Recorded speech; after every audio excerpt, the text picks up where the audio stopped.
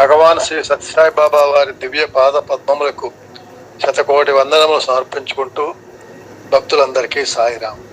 శ్రీకృష్ణుడు శ్రీ సత్యసాయి గ్రంథంలో పడతిగా పరమాత్ముడు అనే శీర్షికలో చదువుకుంటున్నాం. అందులో ఈరోజు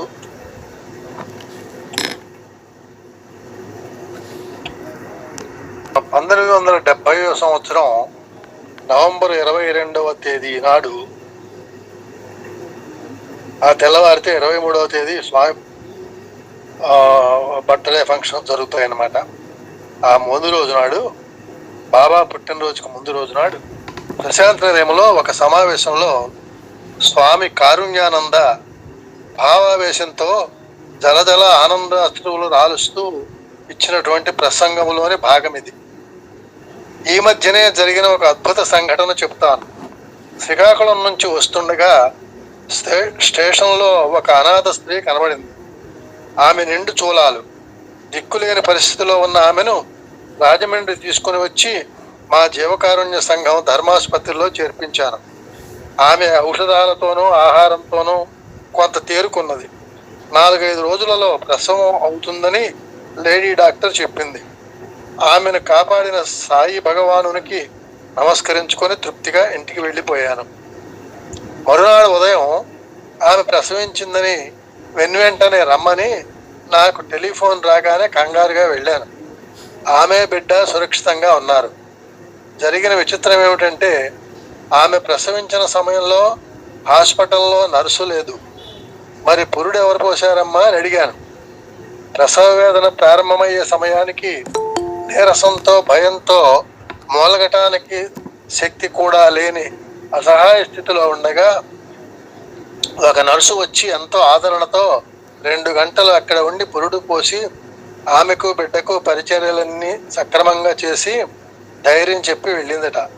ఆ తర్వాత డ్యూటీలో ఉండవలసిన నర్సు ఆలస్యంగా వచ్చి జరిగినదంతా విని నిర్ఘాంతపోయింది. ఆ నర్సు ఎలా ఉంటుందని అడిగాను. అదిగో ఆవిడే పెద్ద చుట్టూ ఎర్రని పెద్ద గౌనుతో వచ్చింది. తర్వాత ఆ గౌను మీదే తెల్లగుడ్డలు కట్టుకొని పురుడు పోసింది అంటూ కొబ్బరి ఆకును పట్టుకొని నవ్వుతూ నిలబడినట్లున్న భగవాన్ శ్రీ సత్యసాయి బాబా ఫోటో కేసి చూపింది ఆ అమాయకురాలు. ఆమె ఎంత అదృష్టవంతురాలు! స్వామి చూపిన ఇలాంటి లీలలు ఎన్నెన్నో చూశాం, చూడబోతాం. అలనాటి త్రేతాయుగంలోని మునీశ్వరుల కంటే, ద్వాపరయుగంలోని గోపికల కంటే మనం అదృష్టవంతులం. ఎన్ని వేల జన్మల సుకృతం వల్లనో ఈ ప్రేమావతారి అనుగ్రహం మనకు లభించింది అంటూ గద్గద కంఠంతో భాషించారు కారుణ్యానంద స్వామి 1970లో. అప్పుడు భగవాన్ శ్రీ సత్యసాయిబాబా వారు ప్రసంగిస్తూ, కారుణ్యానంద చెప్పిన దానిని మీరు విన్నారు కదా. కృతయుగంలో మహర్షులు ఎంతకాలమో తపస్సు చేసి ఫలితం పొందారు. త్రేతాయుగంలో ఎన్నో కష్ట నష్టాలను అనుభవించి వారు భగవంతుడిని సాక్షాత్కరించుకున్నారు. వారందరినీ మనం ఎంతో పుణ్యాత్ములని అనుకుంటున్నాం. కాదు, మనకంటే వేరు పుణ్యాత్ములు లేరు అన్నాడు కదా. అది సత్యమో. ఏ యుగములందునో ఇటువంటి సన్నిహితమైన అవకాశము ఎవరికి ప్రాప్తించలేదు. కనుక మీరు ఆ పుణ్యవంతుని చెప్పుటకు సందేహం లేదు అన్నారు బాబా. కల్మష ధ్వంసనే నమః. ద్వాపరయుగంలో కృష్ణావతార కాలంలో కరూష దేశాన్ని పౌండ్రకుడు అనే రాజు పరిపాలిస్తుండేవాడు. అతడు అమితమైన గర్వంతో ఉండేవాడు. కొందరు మూఢులు అతన్ని సంతోషపరచడానికి నీవు భూమిని ఉద్ధరించడానికి వచ్చిన సాక్షాత్తు వాసుదేవుడవే అని పొగడుతుంటే నిజమేననుకున్నాడు పౌండ్రకుడు. కన్ను మిన్ను కానని గర్వంతో పౌండ్రకుడు శ్రీకృష్ణునికి కబురు చేశాడు. వాసుదేవుడు అనే పేరు నాకు తప్ప ఎవరికీ తగినది కాదు. నీవు వాసుదేవుడు అని అనుకుంటున్నావట. నా పేరు, నా శంఖ చక్రాది చిహ్నాలను నీవు ధరించి సంచరిస్తున్నావని తెలిసింది. నీ తప్పును నీవు తెలుసుకుని నన్ను ఆశ్రయించి నన్ను కొలుస్తూ బ్రతుకు, లేదా నీతో యుద్ధం చేసి నిన్ను వధిస్తా అని పౌండ్రకుడు ఒక దూత ద్వారా ద్వారకలో ఉన్న శ్రీకృష్ణునికి వర్తమానం చేశాడు.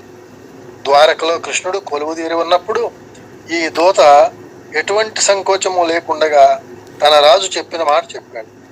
ఆ మాటకు కృష్ణుడు క్రుద్ధుడై, నేను వచ్చి మీ రాజును సమరంలో సంహరిస్తే అతని శరీరం కాకులకు, గద్దలకు, నక్కలకు ఆహారం అవుతుందని నా మాటగా చెప్పు అని ప్రతివర్తమానం చేశాడు. ఆ వార్త విని పౌండ్రకుడు 2 అక్షౌహిణుల సేనతో కృష్ణునిపైకి బయలుదేరాడు.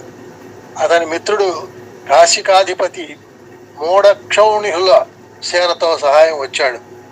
కృష్ణ పరమాత్ముడు దారకుడు తెచ్చిన వివిధ ఆయుధాలతో కూడిన సుందరమైన రథం ఎక్కి రణరంగానికి చేరుకున్నాడు. ఎదురుగా కృత్రిమమైన శంఖచక్రాది ఆయుధాలతో, కృత్రిమ కౌస్తుభ వనమాలికాది అలంకారాలతో రథంపై ఉన్న పౌండ్రకుని చూచి కృష్ణుడు పక్కపగా నవ్వసాగాడు. అంతలో పౌండ్రకుడు శ్రీకృష్ణుని మీద వివిధ ఆయుధాలను ప్రయోగించాడు. కృష్ణుడు చక్రాయుధంతో పౌండ్రకుని శిరస్సును నరికివేశాడు. దుష్ట సంహారం ఆనాటి యుగధర్మంగా భావించాడు పరమాత్ముడు. భాగవతంలో 10వ దశమ స్కందంలో ఉంది. భవాన్స్ జనరల్ సంపాదకుడు శ్రీ కెఎం మున్షి గారు బొంబాయి నివాసి. ఆయన గొప్ప న్యాయశాస్త్రవేత్త, ఆధ్యాత్మిక మనస్తత్వంతో పరిపక్వత పొందిన మనీషి. ఆయన ఒకసారి శ్రీ సత్యసాయి భగవానుడిని సందర్శించి బొంబాయిలో జరిగే ఒక ముఖ్యమైన సమావేశానికి వారిని ప్రత్యేకంగా ఆహ్వానించారు కెఎం మున్షి గారు. అందుకు స్వామి అంగీకరించారు. ఇంతలో బొంబాయిలో ఒక సన్నివేశం జరిగింది. నరసింహయోగి అనే హఠయోగి బొంబాయిలో ఒక చోట నీటి మీద నడుస్తూ నలుగురిని ఆకర్షించడానికి ప్రయత్నిస్తున్నాడు.